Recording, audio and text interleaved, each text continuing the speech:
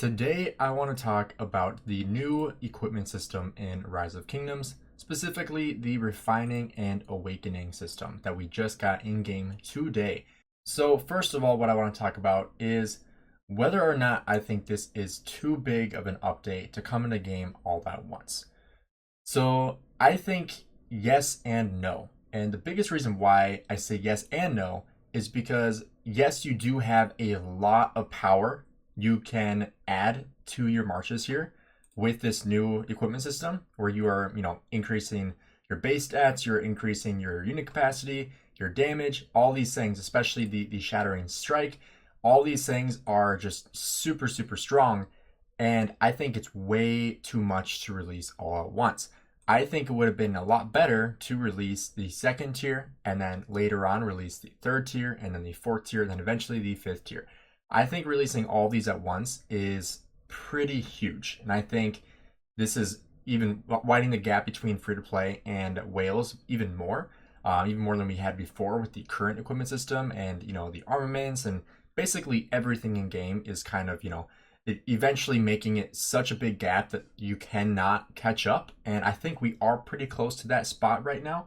But with this equipment system, the reason why I say no at the same time is because of how hard it actually is to finish up one of these pieces. So if I go over to one of my sets here, we'll go to my Nevsky. So you can see I have all these with an iconic crystal on it. And so I'm just getting the base health, the base stats on all of my pieces. And each one is giving a different type of base stat, base attack, base health, base defense, all that kind of stuff. And if you have, special talented, you get that +1 to each one.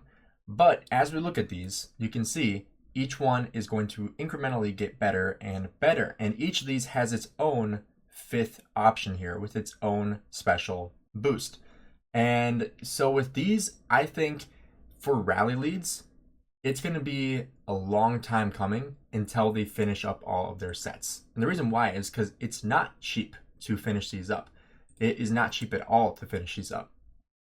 And because you need, if I go back over to the blacksmith here and show you exactly what you need, obviously as you go, it gets easier to finish it up because you don't need as many blueprints. But like right here, you need an entire extra set of blueprints. And so right here, if I was to, use my Hellish Wasteland, I would need an entire new Hellish Wasteland piece in order to finish this up. You can see the cost of materials is very, very low. In the grand scheme of things. Obviously, this is still a lot of legendary materials, but in the grand scheme of things, that is fairly low in terms of the barrier to entry to increase, or decrease your enemy's defense by 2%, essentially, or ignoring their defense by 2%, basically the same thing. And, this is, like I said, not super expensive materials, but expensive with the blueprint. And, like with these ones, like I do have enough to get this to the next level. And this is kind of begging the question is, should you actually refine anymore, or should you really only be focusing on awakening? And honestly, I think refining is pretty much dead unless you are a rally or garrison player. And the reason why is because think about the possibility of refining. If I were to refine this and, use one blueprint, I could get 25%. I could get 50%, I could get 75%, or I could get the 11% chance of getting 100%. And those odds are not very good at all. Versus if you awaken, I already have an iconic crystal. I'll go to that same piece. I already have an iconic crystal on here to get the base health. I could then use one of these blueprints and get an extra 2% health. Why would I refine to potentially get an extra 3% health? I believe that's the math, 3% health roughly, versus the 2% I can get 100% guaranteed. Or I could potentially use 120 of these pieces to get an extra 4%. That math does not add up. So in this case, like awakening makes total sense. And obviously it's different for every single pair. If you go to rings, it's a little bit different. The special talent on a ring is very, very valuable. I finally got my 5th ring to be special talented after my 5th craft, which, as you guys know, that's the guaranteed crit. So as you craft, if you craft 5 of one piece, you are automatically going to crit the 5th piece, which is what happened with me. I put it on calves. But when it comes to rings, obviously you're going to get troop health, unit capacity, damage to rallied armies and garrisons, and then the divine might. But with this one, it's a little bit different with rings. And I obviously think you should craft 5 rings before you ever think about refining. But at the same time, I would probably still go for awakening, because like I said, you're not guaranteed to get the refine right away. And if you do this with over 4 KVKs to try to special talent another ring, I don't think that's worth it. Because think about it, if you took 4 KVKs to try to special talent one ring, you could potentially have a tier 2 on every single ring and have 4% base health, which is what you would get if you had the special talent as well, because you get that +1 health base. But you already get that here with the second one. Obviously it's not base health, it's a little bit different, but you're still getting the health, right? Or you could get the unit capacity in one of them, or if you're a garrison rally commander, you could get the extra 2% damage. And so I think the biggest thing about the system that people are, I would say, almost overreacting about is really just how expensive these are. Because sure, mega whales will be able to finish this relatively fast, but that's if I show you the few players that would be able to do that, you're probably looking at it right here. 5, 6, maybe the top 10 in this KVK would be able to do that. Maybe at the most top 15, top 20. But these are already the mega whales. They already have every single piece special talented. They have every single set special talented, all 7 marches, all crit, all special talented. They are already there. Versus players like me, I still don't even have all my pieces with an iconic crystal on it, right? And so I'm not even close to being able to upgrade to the next tier, because I'm still finishing up my sets. My Boudica is not even close to being finished up yet. And I was waiting for this new equipment system to come out before investing more into Boudica, which now I feel confident I could invest in the Boudica, unless we see more pieces coming out in the future. But I don't see that coming out right now. Maybe I'm just not in the loop with that part. But when it comes to awakening, which is the upgradable tier to the next tier for the iconic crystal system, I mean, some pieces are better than others, obviously. I think the accessories are probably the first place to go, because obviously you can move those around.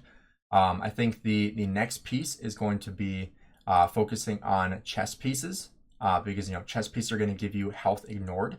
Also looking at weapons will also give you health ignored. So the ones that you kind of want to avoid, I would say for now, is obviously the ones that are going to give you attack. So, obviously the Hellish Wasteland boots are giving you cap attack, which isn't great. But then if you look at the Eternal Empire boots, you're getting infantry defense. So you kind of have to look at each one, because each one is different.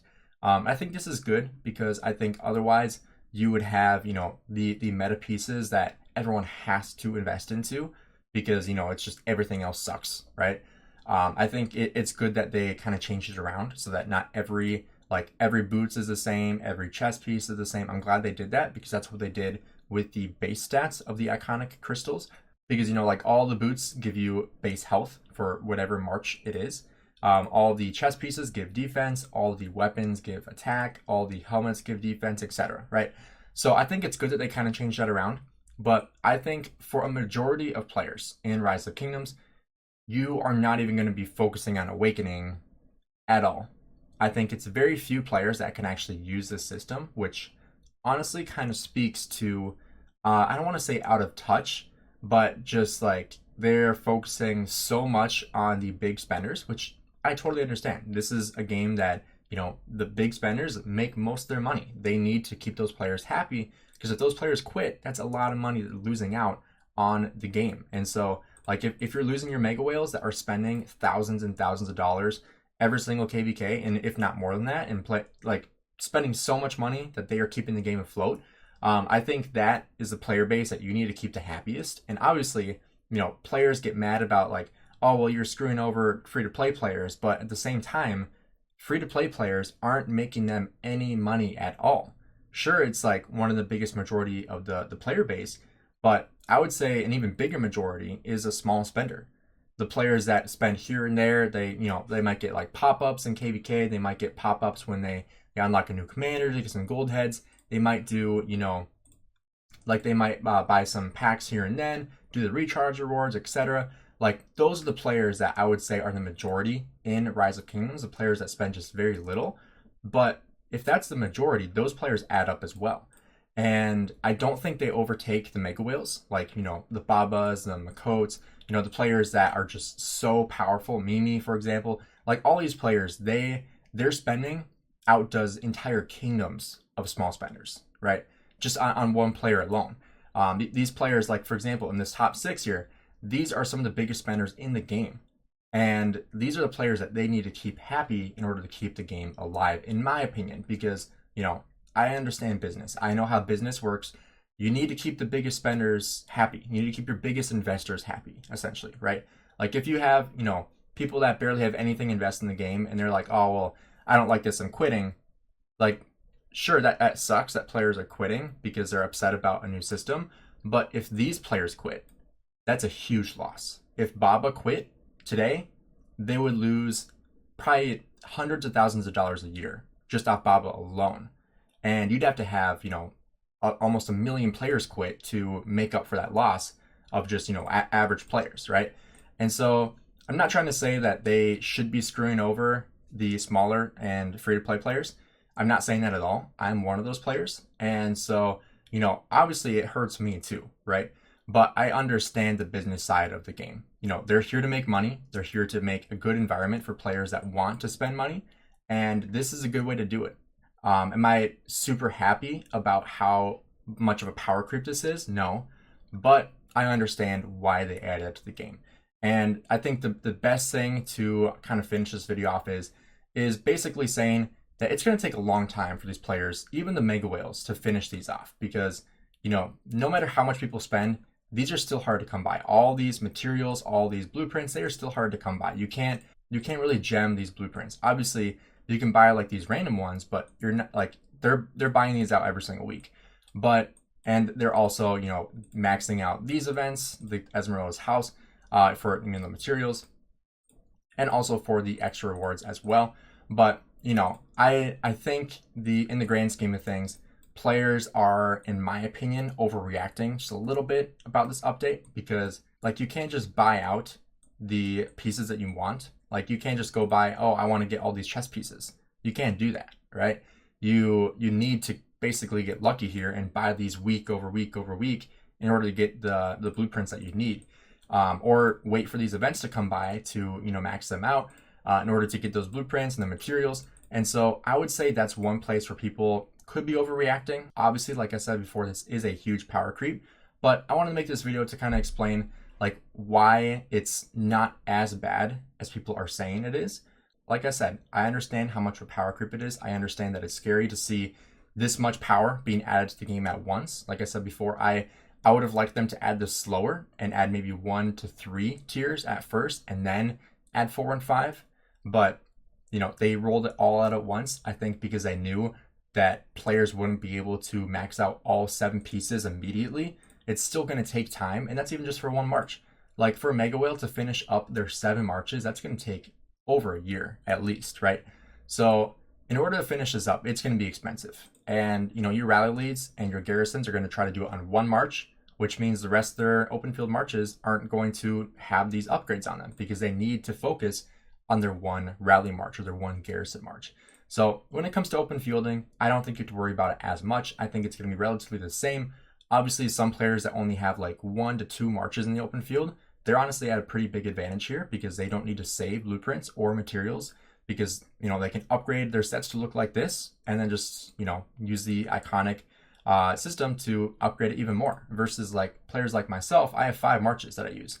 And so I need to make sure I upgrade all my marches before I start putting those blueprints and those materials into a march that is already, already finished up essentially. It looks like I'm missing a piece on my Guan right now. There we go.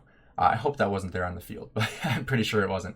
But if you guys enjoyed the video, do me a favor, drop a like and subscribe. Let me know in the comments below what you guys think about this update and whether or not you think it is too pay to win, or if you agree with my analysis and that, it's going to take a long time for people to max this out And I feel like, yes, the game does have a pretty big gap between free to play and big spenders, but I think that's what incentivizes people to spend in the game, which is exactly how Rise of Kingdoms stays relevant. So let me know what you guys think in the comments below, and I'll see you guys in the next video.